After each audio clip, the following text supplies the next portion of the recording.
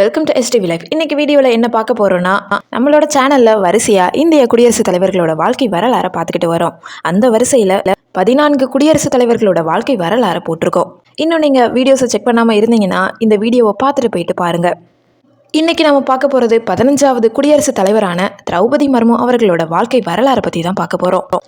ஒரு சாதாரண மனிதரோட கதை கிடையாது.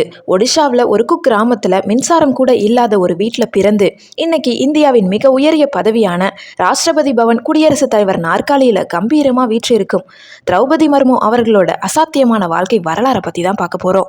ஒரு பெண்ணால், அதுவும் ஒடுக்கப்பட்ட சமூகத்தில் இருந்து வந்த ஒரு பெண்ணால் வாழ்க்கையில் வர அத்தனை சோகங்களையும் தாண்டி எப்படி நாட்டின் முதல் குடிமகளாக உயர முடியும் அப்படிங்கிறதுக்கு இவங்க வாழ்ந்த ஒரு பெரிய பாடம் தான்.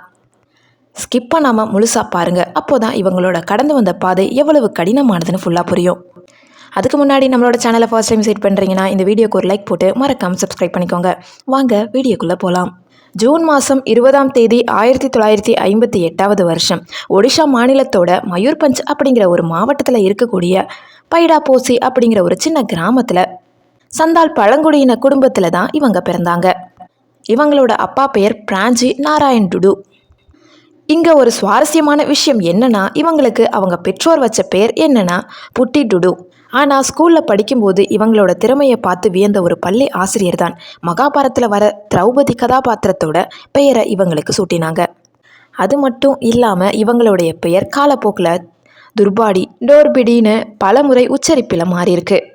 இவங்களோட அப்பாவும் தாத்தாவும் அந்த கிராம சபையோட பாரம்பரிய தலைவர்களாக இருந்தவங்க தான் என்றாலுமே பெரிய பொருளாதார வசதியெல்லாம் அவங்களுக்கு கிடையாது. அந்த காலத்தில் பழங்குடியின பெண்கள் படிக்கிறதே பெரிய விஷயம். ஆனால் திரௌபதி மர்மு அவர்கள் தடைகளை உடைச்சு புவனேஸ்வரில் இருக்கக்கூடிய புகழ்பெற்ற ரமாதேவி மகளிர் கல்லூரியில் கலைப்பிரிவில் பட்டதாரி ஆனாங்க.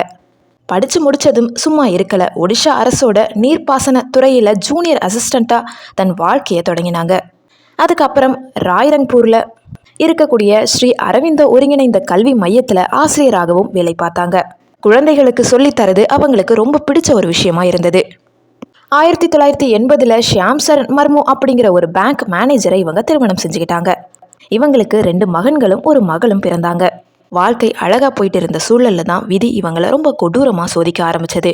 2009 வருஷத்துல இருந்து 2015 வருஷம் வரைக்கும், அதாவது வெறும் 7 வருஷ இடைவெளியில் இவங்களோட மூத்த மகன் விசித்திரமான முறையில் இறந்தாரு. அந்த சோகத்தில் இருந்து மீள்றதுக்குள்ள அடுத்த சில வருஷங்கள்லேயே 2வது மகனும் ஒரு விபத்தில் இறந்து போனாரு.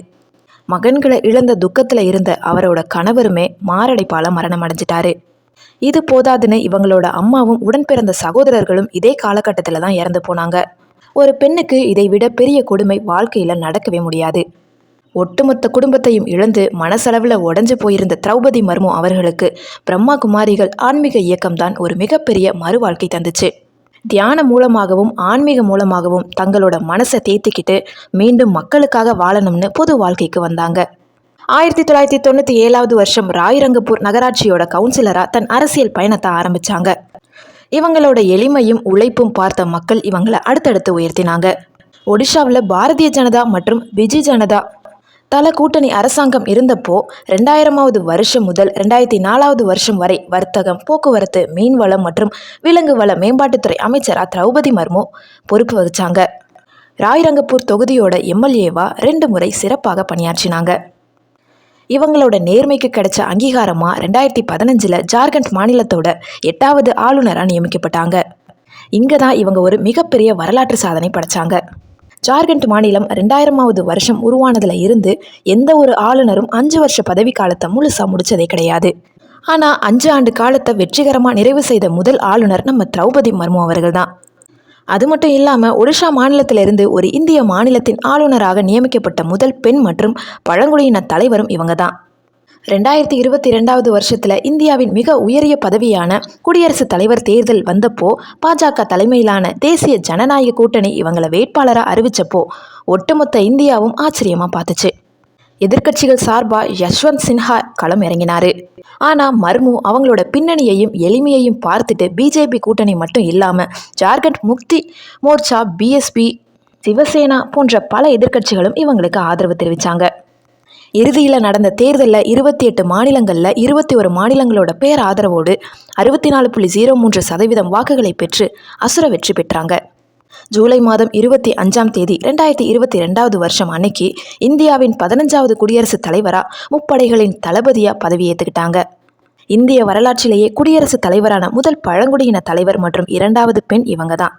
ஒரு கிராமத்தில் பிறந்து குடும்பத்தில் இருக்கக்கூடிய எல்லாத்தையுமே இழந்து சோக கடலில் மூழ்கி இருந்தாலுமே விடாமுயற்சியும் நேர்மையும் மக்களுக்கான சேவையும் இருந்தால் நாட்டின் மிக உயர்ந்த நாற்காலியில் கூட அமர முடியும்னு வாழ்ந்து காட்டியிருக்காங்க திரௌபதி மர்மு அவர்கள். நம்ம வாழ்க்கையில் வர சின்ன சின்ன கஷ்டங்களுக்கே நாம் சோர்ந்து போயிடுறோம். ஆனால் இவங்களோட கதையை கேட்கும்போது நமக்குள்ள ஒரு புது எனர்ஜி பிறக்கும். நீங்கள் இன்றைய குடியரசுத் தலைவரான திரௌபதி மர்மு அவர்களை பற்றி என்ன நினைக்கிறீங்கன்றதை கமெண்ட் செக்ஷனில் சொல்லுங்கள். இந்த வீடியோ உங்களுக்கு பிடிச்சிருக்கும்னு நினைக்கிறேன். இந்த வீடியோ பிடிச்சிருந்துச்சுன்னா லைக் பண்ணுங்கள், கமெண்ட் பண்ணுங்கள், ஷேர் பண்ணுங்கள். சப்ஸ்கிரைப் பண்ணாமல் பார்த்துக்கிட்டு இருந்தீங்கன்னா ப்ளீஸ் சப்ஸ்கிரைப் பண்ணிக்கோங்க. தேங்க்யூ ஸோ மச் ஃபார் வாட்சிங்.